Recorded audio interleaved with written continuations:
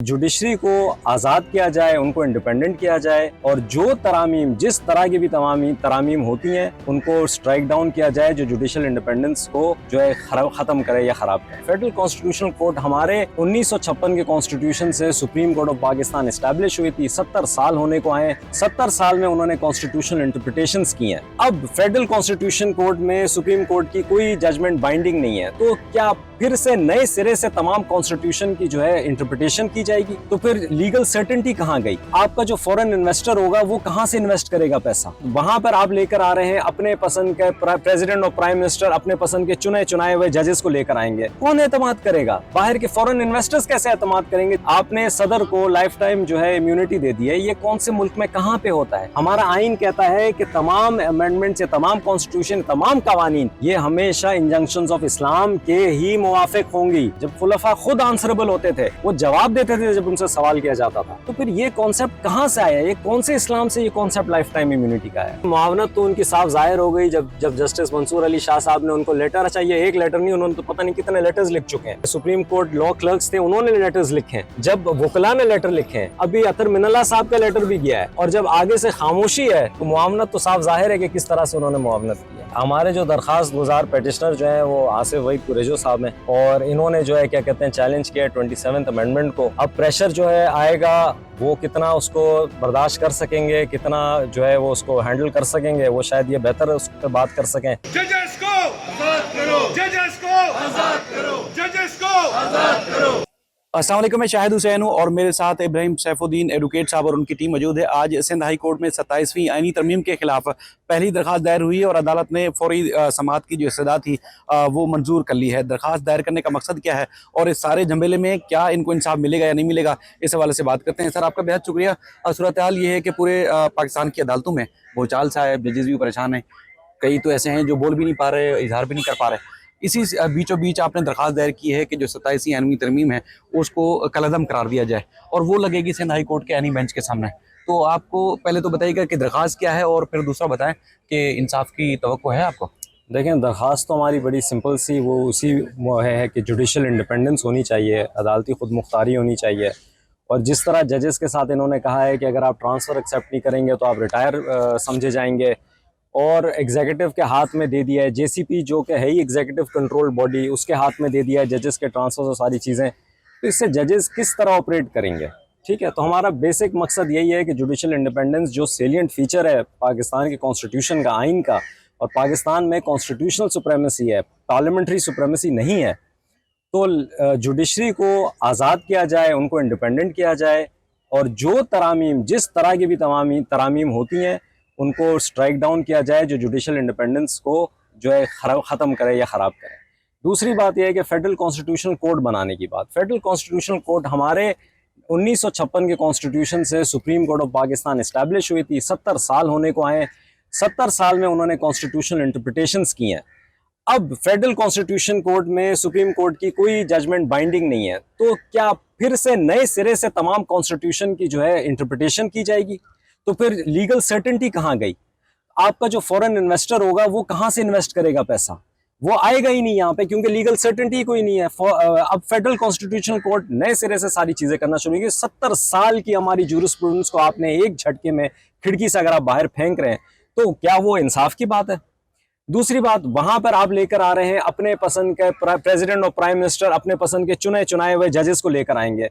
कौन एतमाद करेगा? बाहर के फॉरेन इन्वेस्टर्स कैसे एतमाद करेंगे जब बायलैटरल इन्वेस्टमेंट ट्रीटीज होती हैं, जब वो आर्बिट्रेशन के बजाय अगर कोर्ट्स में जाना शुरू कर दें, इन्फोर्समेंट में जाना शुरू कर दें, कहां से ये इन्फोर्स करेंगे? उनको कैसे यकीन आएगा कि ये आईनी अदालतें जो हैं ये इन्फोर्स करेंगी कॉन्स्टिट्यूशन को, हमारे हक में भी ये इंटरप्रेट कर सकती हैं? कभी किसी को एतमाद नहीं होगा। सुप्रीम कोर्ट का स्टेटस आपने गिरा के सुप्रीम कोर्ट ऑफ पाकिस्तान को गिरा के सुप्रीम कोर्ट कर दिया, लेकिन आप कह रहे हैं कि जी चीफ जस्टिस ऑफ पाकिस्तान का रहेगा जब तक टेन्योर में, इनकम्बेंट चीफ है। क्यों रहेगा? फिर वो भी हटा दें, या किसी के कहने पे या किसी के प्रेशर पे या किसी की धमकी पे आपने उसको रखा हुआ है। देखें, ये तमाम चीजें नहीं, आपने सदर को लाइफ टाइम जो है इम्यूनिटी दे दी है, ये कौन से मुल्क में कहाँ पे होता है? हमारा आइन कहता है कि तमाम अमेंडमेंट्स, तमाम कॉन्स्टिट्यूशन, तमाम कवानीन ये हमेशा इंजंक्शंस ऑफ इस्लाम के ही मुवाफिक होंगी। तो इस्लाम में अगर लाइफ टाइम इम्यूनिटी है तो 100 बिस्मिल्लाह आप ले आए, लाइफ टाइम इम्यूनिटी का क्लॉज प्रेसिडेंट साहब को आप दे दें। लेकिन जब इस्लाम में ही ये कॉन्सेप्ट नहीं है, जब खुलफा खुद आंसरेबल होते थे, वो जवाब देते थे जब उनसे सवाल किया जाता था, तो फिर ये कॉन्सेप्ट कहाँ से आया? ये कौन से इस्लाम से ये कॉन्सेप्ट लाइफ टाइम इम्यूनिटी का है? तो हमारा सिर्फ मकसद ये है कि जुडिशल इंडिपेंडेंस हुई हो, अदालतें आज़ाद हों, और इसलिए जो है यहाँ के लोगों को वो सेफ्टी और सिक्योरिटी फील हो कि भाई हमारे फंडामेंटल राइट्स को सिक्योर किया जाएगा। तो आईनी बेंच सर आपको रिलीफ देगी, क्योंकि आईनी बेंच में जो दरख्वास्त लगाई है उसमें जस्टिस के कागज साहब हैं, और तासुर ये है कि अब वो हुकूमत के खिलाफ या इस तरह के फैसलों के खिलाफ कोई दरख्वास्त पर फैसला करते ही नहीं है। देखिए, इसमें सबसे पहले तो बहुत इंटरेस्टिंग सी बात मैं आपको ये बताऊं कि वाहिद हमारा सिंध था जहाँ पे कॉन्स्टिट्यूशनल बेंच जब बनी थी, तो उसमें एक कॉन्सेप्ट आया था रेगुलर बेंच और कॉन्स्टिट्यूशनल बेंच का, और इसमें जो है यहाँ पे जो डिक्लेरेशन के थे वो जाते थे रेगुलर बेंच के सामने। उस कॉन्सेप्ट से ये इतना घबराए कि इन्होंने नई अमेंडमेंट में कहा है कि तमाम आर्टिकल 199 इंटायरिटी में जाएगा कॉन्स्टिट्यूशनल बेंच के सामने। अब मुझे नहीं समझ में आता है कि ये क्यों इतना घबरा रहे हैं जो रेगुलर बेंच के जजेस हैं। इससे ये तासुर क्या लोगों में नहीं जाता है कि शायद कॉन्स्टिट्यूशनल बेंच के जो जजेस हैं वो गवर्नमेंट के हैंड पिक्ड हैं और वो कभी उनके खिलाफ फैसला ही नहीं देंगे? यही कॉन्सेप्ट जाएगा, लोगों के परसेप्शन तो यही डेवलप होगा। तो जस्टिस किस तरह सर्व किया जाएगा जब जब इस तरह के कॉन्सेप्ट लोगों के जहन में होंगे? दूसरी बात है कि क्या हमें इंसाफ मिलेगा? जी, 26वीं आईनी तरमीम भी हमने यहाँ पे फाइल की थी, सुप्रीम कोर्ट में भी फाइल हुई हुई है, लेकिन उसका नतीजा अभी तक नहीं निकला। साल होने को आया, साल से ऊपर हो गया है, कोई नतीजा नहीं निकला। सुप्रीम कोर्ट में भी हियरिंग हुई, फुल कोर्ट की हियरिंग, बस वो अब मुलतवी हो गई है, समझ लें कि एडजर्न सिनेडाई हुई हुई है। और यहाँ पर भी सिंध हाई कोर्ट में भी वो हियरिंग नहीं चल रही है। तो इंसाफ होगा या नहीं होगा ये अल्लाह की ज़ात सबसे बेहतर जानती है। हमें सिर्फ इतना पता है कि हमें इस मुआशरे का हिस्सा होते हुए हमें जंग लड़नी है। अब वो तारीख का हिस्सा बनेगा कि हम तो लड़े थे और हम सामने लेकर आए थे, तो कौन हक के लिए किसने फैसला दिया और किसने अपने ज़ाती मफादात की वजह से फैसला दिया।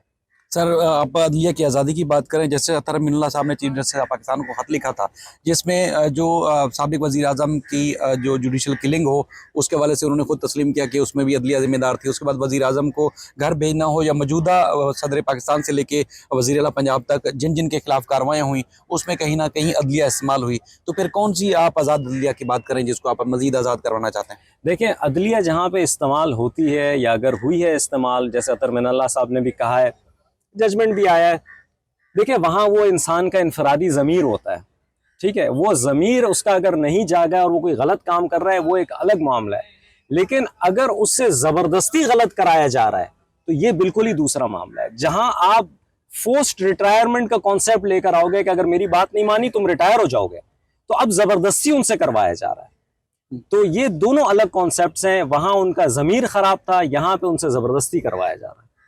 तो सर एक जो 27वीं आनी तरमीम में ये भी है कि जजेस के ट्रांसफ़र, और जो जज उस ट्रांसफ़र को नहीं मानेगा वो रिटायर तस्वर होगा। तो इससे जो मुराल है अभी हालिया जजेस का, चूँकि मुलाकातें भी होती होंगी, वो क्या है? जजेस इस मूड में हैं कि अपने काम को जारी रखें या फिर घर जाए? देखें, ये आपका बड़ा ही इम्पोर्टेंट सवाल है, और बेसिकली ये जजेस का मूड डिपेंड करेगा उनके अपने, वो जब ज़ाती मफादात को देखें, क्या उनका रहना ज़रूरी है। कोई जज ये भी समझ के रुक सकता है कि चलो जो भी हालात हैं, जिस तरह भी है, मैं जितना इंसाफ कर सकता हूँ कम से कम उतना तो करूँ, हो सकता है उसमें वो जज रुक जाए। कोई जज हो सकता है वो बोल सकता है कि अदलिया को इन्होंने तबाह कर दिया है, तो ऐसे ख़राब इंस्टीट्यूशन के साथ मैं क्यों अपनी मुनासबत रखूँ।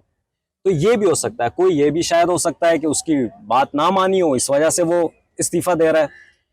ये अब तमाम जजेस के ऊपर है कि वो किस तरह इसको लें और किस तरह लेके चलें। ये इसका फैसला अभी ना हम कर सकते हैं ना आप कर सकते हैं, जजेस के जजमेंट्स करेंगे जब ये जजमेंट्स आएंगी।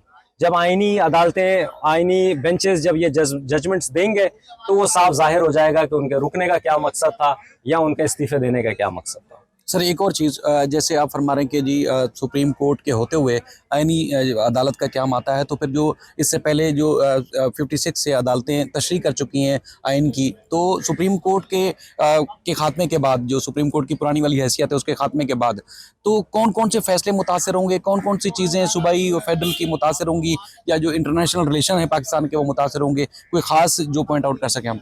देखें, पहली तो बात यह है कि तमाम कॉन्स्टिट्यूशनल इंटरप्रिटेशंस जो हुई हैं पाकिस्तान में 70 साल में, वो सब मुतासर हो जाएंगी, क्योंकि अब आप समझें कि कॉन्स्टिट्यूशनल के आर्टिकल 1 से लेके आखिर तक तमाम री इंटरप्रिटेशन के दरवाजे खुल चुके हैं।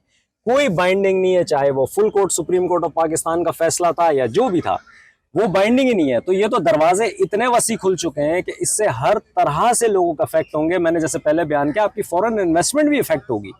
पाकिस्तान के साथ शायद वो ट्रीटीज तो साइन कर लें ममालिक, मगर वो एक्चुअल पैसा लेकर नहीं आएंगे, इंडक्ट नहीं करेंगे यहाँ पे, क्योंकि लीगल अनसर्टेनिटी क्रिएट हो गई है। जब गवर्नमेंट क्या कहते हैं एग्जीक्यूटिव का जब वो होगा प्रेशर जुडिशरी पे, तो किस तरह कोई ट्रस्ट करेगा, भरोसा किस तरह करेगा कि जुडिशरी जो है वो आज़ाद है और वो फैसले दे सकेगी हमारे हक में, या इंसाफ हमें दिला सकेगी। तो सर, वज़ीर आज़म पाकिस्तान जो है शहबाज शरीफ साहब, वो तो जस्टिस याहिया साहब का शुक्रिया अदा कर रहे थे असम्बली में कि उन्होंने बड़ी मावनत की। किस किस्म की मावनत की होगी और वो कर क्या सकते थे? देखिए, मुआवनत तो उनकी साफ जाहिर हो गई जब जस्टिस मंसूर अली शाह साहब ने उनको लेटर, चाहिए एक लेटर नहीं, उन्होंने तो पता नहीं कितने लेटर्स लिख चुके हैं। जब लॉ के क्या कहते हैं सुप्रीम कोर्ट लॉ क्लर्क्स थे, उन्होंने लेटर्स लिखे हैं, जब वकला ने लेटर लिखे हैं, जब रिटायर्ड जजेस ने लेटर लिखे हैं, अभी अतर मिनल्ला साहब का लेटर भी गया है, और जब आगे से खामोशी है तो मुआवनत तो साफ जाहिर है कि किस तरह से उन्होंने मुआवनत किया। तो उसमें जो दरख्वास्त गुजार हैं, तो उनका तारुफ करेगा, जो चूँकि आप तो वकील हैं उस केस में, दरख्वास्त गुजार कौन है और दबाव भी आ सकता है कि ये दरख्वास्त वापस लें। इससे पहले भी जो पिटिशंस खासतौर पर आइन की तशरीह से मुताल्लिक आप दायर करते थे, दबाव तो आता था। देखें, हमारे जो दरख्वास्त गुजार पटिशनर जो हैं वो आसिफ वहीद कुरेजो साहब हैं, और इन्होंने जो है क्या कहते हैं चैलेंज किया 27th अमेंडमेंट को, और इन्होंने मेरे थ्रू उसको जो है पिटिशन को फाइल करवाया है। अब प्रेशर जो है आएगा, वो कितना उसको बर्दाश्त कर सकेंगे, कितना जो है वो उसको हैंडल कर सकेंगे, वो शायद ये बेहतर उस पर बात कर सकें। लेकिन एक इंसान को अगर ये खामोश कर भी लेंगे या प्रेशर से अगर विड्रॉ करवाएंगे भी, तो और बहुत सारे हैं जो आ जाएंगे, वो पिटिशन फाइल करेंगे। और अब ये पिटिशंस का सिलसिला अब ये चलेगा, अब ये दरवाज़ा खुला है, अब पिटिशंस एक के बाद एक फाइल होते रहेंगी। तो कितने लोगों पे दबाव डालेंगे, कितने लोगों को खामोशी डालेंगे, इसका आसान रास्ता उनके लिए ये है कि वो जुडिशरी पे दबाव डाल के और पिटिशंस को ख़त्म। सर, ये परमिशन कब तक की मिली है, कब समाप्त हो सकती है? जी अच्छा, इसमें बड़ी अजीब बात यह है कि जब के आगा साहब के पास गए थे परमिशन लेने के लिए, तो उन्होंने कहा कि जी इस मैटर को तो लेके आप सुप्रीम कोर्ट जाएं। तो सुप्रीम कोर्ट की तो वो जुरिस्डिक्शन ही ख़त्म हो चुकी है। तो अगर वो ऑर्डर कर दें कि जी ये सुप्रीम कोर्ट सुन सकता है, तो फिर हम सुप्रीम कोर्ट चले आएंगे। लेकिन उन्होंने फ़िलहाल जो है मेरे ख्याल से 11 दिन की वो दी है, 20 तारीख का इन्होंने रखा हुआ है। सर, जस्टिस जवाद ख्वाजा साहब, उन्होंने भी पिटीशन फाइल की है सुप्रीम कोर्ट में। जी। तो क्या सुप्रीम कोर्ट की जो इस अमेंडमेंट जो कि फाइनल हो चुकी है, तो उसके बाद क्या सुप्रीम कोर्ट की हैसियत है कि वो जस्टिस जवाद ख्वाजा साहब की पिटीशन सुन सकती है? देखिए, यहाँ पे एक बहुत इंपॉर्टेंट नुक्ता है। एक मसला ये होता है कि वो कहते हैं कि जी अमेंडमेंट हो गया है, अब इस अमेंडमेंट को रखते हुए हमने फैसला करना है। आप पहली बात है, ये concept in it self flawed है। एक चीज़ को जो आप चैलेंज करो, जिसका वजूद में वो आई ही किसी चीज़ की वजह से, जिसको चैलेंज किया जा रहा है, तो वो कैसे फैसला करेगा? मैं अपने हक में फैसला करूंगा? ये तो हो नहीं सकता। तो सुप्रीम कोर्ट को भले अगर आइन ने कहा है कि वो कॉन्स्टिट्यूशनल केस नहीं सुन सकती और ये फेडरल कॉन्स्टिट्यूशनल कोर्ट का वो इख्तियार है, सुप्रीम कोर्ट ही इस पे फैसला करना चाहिए। उसको जुरिस्डिक्शन लेनी चाहिए अपनी, जो उसको आउस्ट किया गया है उसको वापस जुरिस्डिक्शन लेनी चाहिए। क्योंकि फेडरल कॉन्स्टिट्यूशनल कोर्ट जो कोर्ट बनी है, जिस अमेंडमेंट के थ्रू बनी है, वो जजेस जिस अमेंडमेंट के थ्रू आए हैं, उन्हीं को चैलेंज किया जा रहा है। तो वो कैसे कहेंगे कि जी हम गलत हैं और ये नहीं होना चाहिए और हमें वापस आप भेज दें? वो तो सवाल ही पैदा नहीं होता है उस चीज़ का। ठीक है। इब्राहिम सैफुद्दीन साहब ने 26 यानी तरमीम के खिलाफ, और साबिक वज़ीर आज़म शाहिद खाकान अब्बासी साहब ने और दीगर ने सिंध हाई कोर्ट में दायर की थी, वो भी पेंडिंग है। और सुप्रीम कोर्ट में भी जो 26 यानी तरमीम के खिलाफ दरखास्तें ज़ेर समाअत हैं, वो तकरीबन 1 साल गुजर जाने के बावजूद उन पर भी फैसला नहीं हो सका। नई दरखास्त आज दायर हुई है सिंध हाई कोर्ट में, और जस्टिस जवाद ख्वाजा साहब ने सुप्रीम कोर्ट में दरखास्त दायर की है। अब देखते हैं कि उस पर मज़ीद क्या फैसले आते हैं।